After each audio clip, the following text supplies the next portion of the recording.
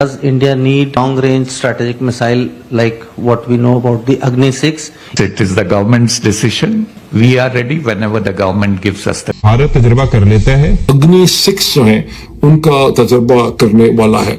अग्नि 6 का जब तजर्बा होगा तो कहा जाता है कि इसकी 11,000 से 12,000 किलोमीटर तक इसकी रेंज होगी। इंडिया ने अपना budget, defence budget ratchet up कर दिया। It is now reach $90 billion के करीब हो गया इस साल। यूएई ने यह दिखा दिया है सऊदी अरब को और देशों को कि अगर आपको पाकिस्तान को प्रेशराइज करना है, आपको सिर्फ ये बोलना है कि पैसा वापस दो, ये घुटने पे आ जाएंगे। अगर घुटने पे नहीं भी आए तो किसी और से मांगेंगे। तो अब पाकिस्तान को यह डरने की जरूरत है कि अगर सऊदी अरब ने यूएई के देखा देखी सऊदी अरब ने पैसे वापस मांग लिए, तब क्या करेंगे? पाकिस्तान के दुश्मनों के लिए जैसे लॉटरी निकल आई है। आसार बता रहे हैं कि भारत और अफगानिस्तान फिर से कोई नया गोल खिलाने के चक्रों में है। भारतीय फौज की आर्टिलरी, फौजी ट्रक और असले की नकलो हरकत जम्मू कश्मीर, गुजरात और रन ऑफ कच्छ के इलाकों की जानिब देखी जा रही है। गैर मामूली नकलो हरकत है, फौजी मशकों के नाम पे की जा रही है, लेकिन मुझे इससे खतरे की बू आ रही है। पहली वजह तो यह है कि भारत ने पिछले साल भी फौजी मशकों के नाम पे एडवेंचर किया था। तो अब भी अफगान तालिबान के इंटेलिजेंस ब्यूरो का डिप्टी चीफ मुल्ला ताज मीर जवाद दिल्ली में, और ये शख्स जब भी अपने सरपरस्तों के साथ खुफिया मुलाकातें शुरू करता है ना, तो पाक अफगान बॉर्डर पे तनाव बढ़ जाता है। तो अभी कल ही अफगानी फोर्सेस ने वजीरिस्तान में शहरी आबादी पे रॉकेट्स भी फायर किए। हमारे ये दोनों हमसाए बड़ी देर से दो अतराफ से हमला करने की प्लानिंग कर रहे हैं, और इस मरतबा उनकी नजर गिलगित बल्तिस्तान के इंतहाई शुमाली हिस्से पर है। मनसूबा वही पुराना है कि सरहद के दोनों जानिब नॉन स्टेट एक्टर्स को मुनज़्ज़म करके शोरश बर्पा की जाए, और जब आग पूरी तरह भड़क उठे तो फिर कार्रवाई की जाए, यानी कारोबार किया जाए। पड़ोसी मुल्क करार दिया और किसी भी शरारत पर बेमिसाल कार्रवाई करने का इंदिया भी दिया। राजस्थान, जैसलमेर, बाड़मेर, पोखरान से सिंध के अंदरूनी इलाकों तक फौजी हमला या दबाव डालना भारत ये समझता है कि उसके लिए आसान है, क्योंकि सरहदें आपस में जुड़ी हुई हैं। ये इलाका भारतीय फौज की बड़ी मशकों जैसे पोखरान का मरकज भी रहा है। अगर तनाज़ा हो तो भारत जमीनी रास्ते से सिंध पर दबाव डाल सकता है, जबकि समंदर से नेवी भी हमला कर सकती है। यह भारत का एक मुमकिना जंग का मंजरनामा हो सकता है, जिसके बारे में मैंने आपके सामने रखा है। और इसके अंदर मजीद एक और जो नुकता है वो भी ऐड करते हुए चलें कि अगर भारत सिंध पर हमला करे तो कराची पाकिस्तान का सबसे बड़ा पोर्ट शहर जो सिंध में वाक़ है तस्वीराती अहमियत का हामिल होगा। कराची पोर्ट, नेवी बेस और माशी मराकज़ की वजह से पाकिस्तान नेवी ने अपनी तैयारियां तेज कर दी हैं ताकि समुद्री महाज पर दुश्मन की किसी भी कार्रवाई का मुंह तोड़ जवाब दिया जा सके। इंडिया ने अभी अनाउंस किया कि वो शायद 2 या 3 और S-400 खरीदेंगे रशिया से। ये कहा गया है मेरा ख्याल है S-400 भी। तो बिकॉज देखिए, जो ऑपरेशन सिंदूर में जो MVP था वो S-400 था। So from an Indian side of view, the best performance जो दिए हैं weapons where S-400 was the best performing thing, और दुनिया में हर जगह जहां भी इस्तेमाल हो रहा है S-400। अगर ईरान के पास S-400 होता तो it would have been an entirely different scenario जो ईरान वॉर का चल रहा है। तो पाकिस्तान का जो weapons है they are targeting India, लेकिन इंडिया की जो नई टेस्ट कर रहे हैं, it is an anti navy naval weapon है वो, that is an anti China.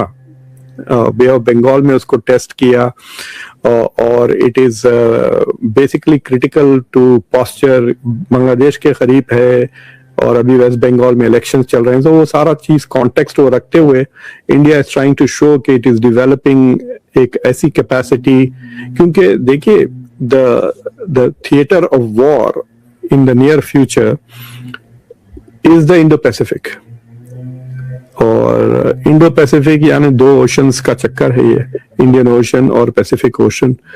और एक चीज जो हो रही है दुनिया में, जो तेजी से कंपटीशन चल रहा है, वो नेवल फोर्सेस जो बढ़ रहे हैं। और कहते हैं कि चाइना के पास 70 गुना ज्यादा तेजी से वो नेवी शिप्स बनाता है compare to the US, literally 70 times faster. ये और बात है कि चाइना की नेवी शिप्स आर स्मॉलर और फास्टर विथ मोर वेपन्स। कहते हैं छोटे हैं और तेज हैं और हथियार ज्यादा हैं उनके पास कंपेयर टू अमेरिका के शिप्स जो बड़े हैं। स्पेशली अमेरिका के पास अब 11 aircraft carriers which can be used at any given time, सारे के सारे न्यूक्लियर पावर्ड हैं। So the main competition is in the ocean sphere, इसको कहते हैं deep क्या कहते हैं, ब्लू वाटर नेवी कहते हैं उसको, जो डीप सी में जो, तो वो कैपेसिटी इंडिया बढ़ा रहा है।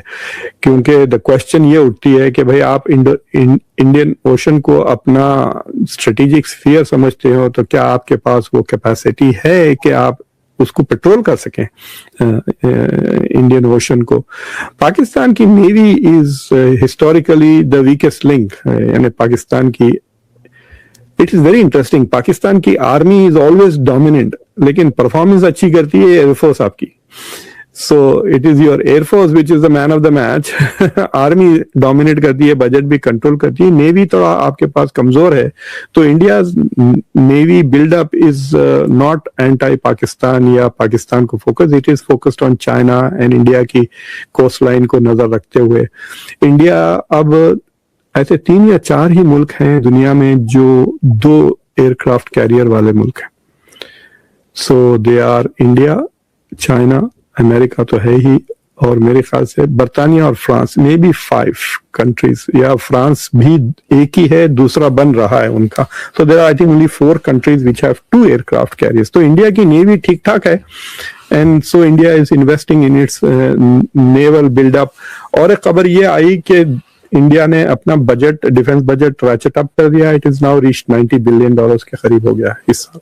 तो जी हाँ दोस्तों, ये थी हमारी आज की वीडियो। आशा है ये वीडियो आपको पसंद आई होगी। अगर वीडियो पसंद आई तो इसे लाइक जरूर कर दीजिएगा, थम्स अप का बटन दबा दें और शेयर कर दीजिए ताकि हमारी रीच बढ़ सके। इसे अपने दोस्तों और ज्यादा से ज्यादा लोगों तक पहुंचाइए। साथ ही अगर आपको हमारा काम पसंद आता है तो हमारे चैनल को सब्सक्राइब करना ना भूलिएगा। हम ऐसी ही मजेदार वीडियोस लाते रहते हैं हर दिन, हर रोज। और बेल आइकन को दबा दें, वो जो लाल घंटी है उसको जरूर टच करके बजा दीजिएगा ताकि आपको आगे आने वाली वीडियोस का नोटिफिकेशन मिलता रहे और आप ऐसी ही मजेदार वीडियोस देखने से चूके ना। साथ ही कमेंट सेक्शन में हमें बताइए कि आप इस टॉपिक पर वीडियोस देखना चाहते हैं। अगर आपको हमारा काम पसंद आता है तो कमेंट में भी थम्स अप का आइकन जरूर बना दीजिए, इससे हमें हौसला मिलता है कि आपको हमारा काम पसंद आ रहा है। साथ ही अपनी सुझाव और इच्छाएं जरूर कमेंट सेक्शन में लिखिए। आपके कमेंट्स का हमें बहुत बेसब्री से इंतजार रहता है। चलिए फिर मिलते हैं अगले वीडियो में, तब तक के लिए अपने और अपने परिवार का ख्याल रखिए। साथ ही ट्रैफिक रूल्स को मानिए और गंदगी ना फैलाइए। आपका बहुत बहुत धन्यवाद। जय हिंद।